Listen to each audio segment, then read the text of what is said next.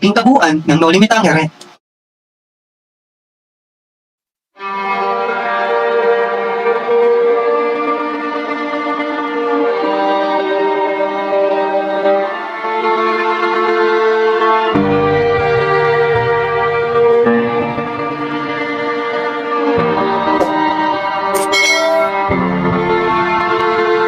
Naging usap-usapan sa Maynila ang magaganap na pagtitipon sa tahanan ni Don Santiago de los Santos, kilala sa tawag na Kapitan Tiago, noong mga huling araw ng Oktubre.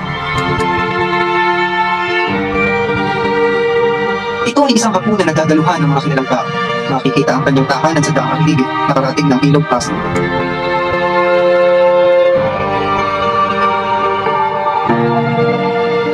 Dinaluhan ito ng isang binatang nag-aral sa Europa ng 7 taon. Siya si Crisostong Aymara, ang anak ni Don Rafael Ibarra. Kabilang sa mga dumalo ay sina Teniente Ibarra, Doña Victorina, Padre Damaso, Padre Sibila, at iba pang mga kilalang tao. Sa hapunang iyon ay masasakit na salita laban sa ama ni Crisostomo ang kanyang narinig. Umalis na lamang siya sa pagtitipong iyon. Sa liwasan ng binundo, naabutan ni Teniente Ibarra si Crisostomo. Dito ay nilahad ng Teniente ang sinapit ng ama ni Crisostomo na pinaratangang Bilimostero at Herrero. Dumalaw ang binatang si Crisostomo Ibarra kay Maria Clara, isang napakagandang dalaga na anak sa turing Kapitan Tiago. Sa azotea ay sinaliwan ng dalawa ang mga alaala ng kanilang kamususan. Pinakita ni Crisostomo Ibarra ang dahon ng 10 na alaala niya kay Maria Clara. At inilabas naman ni Maria Clara ang sulat ng binata bago ito umalis. Araw ng mga patay, hinanap ni Crisostomo Ibarra ang libingan ng kanyang ama. Ngunit nalaman nito na ipinakukay ni Padre Damaso ang bangkay at inilipat sa libingan ng mga inchik. Ngunit ang ginawa ng supulterero ay itinapon na lamang ito sa lawa dahil sa bigat at napakalakas na ulan noong gabi iyon. Nagalit si Crisostomo na halos panggigilan niya ang supulterero.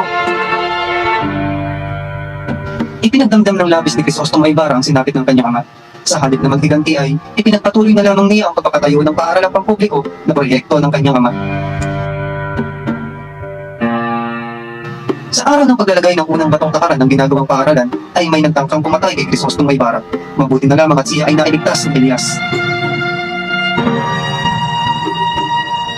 Si Maria Clara ay nagkasakit dahil sa sindak sa bumubong bato noong araw ng pagdiriwang.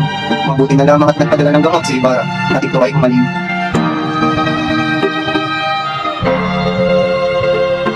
Isang salo-salo ang inyandog ni Crisostomo Ibarra matapos ang pagbabasbas.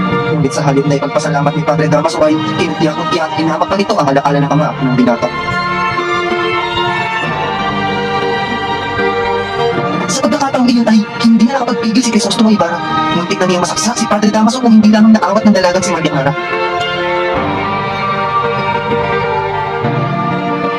Dahil sa mga pangyayari niyan ay itiniwalaan si Crisostomo Ibarra sa simbahang Katoliko Romano. At dahil dito ay ipinangkutos ni Padre Damaso kay Kapitan Tiago na putulin ang kasunduang ipakasal si Maria Clara kay Crisostomo Ibarra. Si Alfonso Linares, isang binatang Kastila, ang napili ni Padre Damaso upang makaisang dibdib ni Maria Clara. Sa kabutihang palad ay tinulungan ng Kapitan General si Crisostomo upang mapawalang bisa ang pagka-eskomolgado nito.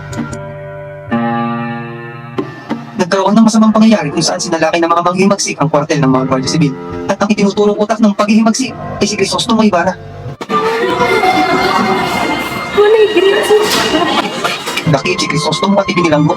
Dinalaw ni Elias si Crisostomo sa bilangguan at hinimok nito na tunay na mamuno sa kanilang gagawing pag-aalsa, ngunit hindi ito pumayag. Ginamit ang sulat ni Crisostomo Ibarra kay Maria Clara bilang matibay na ebidensya upang madiin ito sa kasalanang hindi ginawa. Itinakas ni Elias si Crisostomo sa pagkakabilang, ngunit bago sila lumayo ay kinausap muna niya si Maria Clara. Sa kanilang pag-uusap ay inamin ni Maria Clara na ipinagpalit niya ang sulat ni Ibarra sa dalawang liham ng ina, si Doña Pia Alba. Sa liham na ito ay nalaman ni Maria Clara ang kanyang tunay na ama ay si Padre Damaso. Sinabi ng dalaga na pakakasal siya kay Linares upang maitago ang lihim ng ina, ngunit si Crisostomo ang kanyang tanging mamahalin. Dati nga si Padre Damaso. Sa pagpapos ng mga kasintahan ay tumakas si Crisostomo at Elias sa mga tumutugis na Guardia Civil.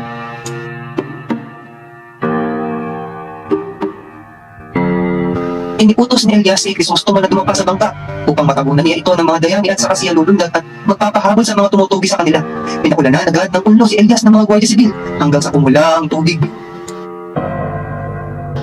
Nang nabalitaan ni Maria Clara na namatay ang kasintahan, Matay pa si Elias?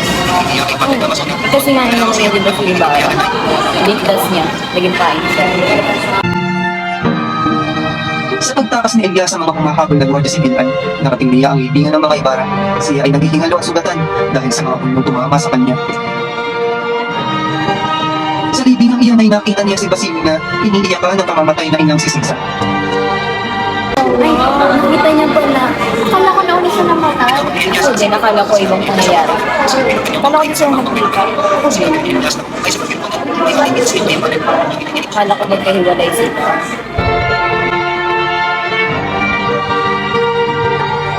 Bago malagutan ang hininga si Elias ay tumanang ito sa silangan at nagwika. Mamamatay ako hindi man lamang namasdan ng manigning na kaliwayway sa aking inang bayan. Kayong makakikita, batiin ninyo siya at huwag kaliligtaan ang mga nalugmok sa dilim ng gabi. Paalam! Hanggang sa muli! Oops! Huwag kalimutang mag-subscribe! Salamat! Ang natutunan ko sa No Limit Tangere ay gamitin natin ang ating mga boses at huwag tayong magpapalipin sa iba at mahalin natin ang ating pagka-Pilipino dahil sabi nga ni Jose Rizal, ang taong di marunong magmahal sa kanyang sariling wika ay mas masahol pa sa malansang isda. Para sa akin, mabuti na naisulat ni Jose Rizal ang No Limit Tangere dahil nagkaroon tayo ng ideya kung ano yung nangyayari sa kanyang panahon. Namulat din ng maraming Pilipino sa mga pang-aabuso ng mga Kastila at nabuhayan ng kanilang pagiging nasyonalismo.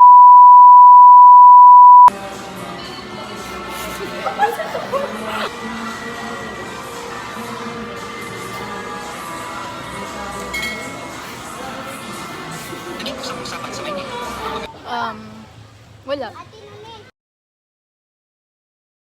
Pusong nasyonalismo.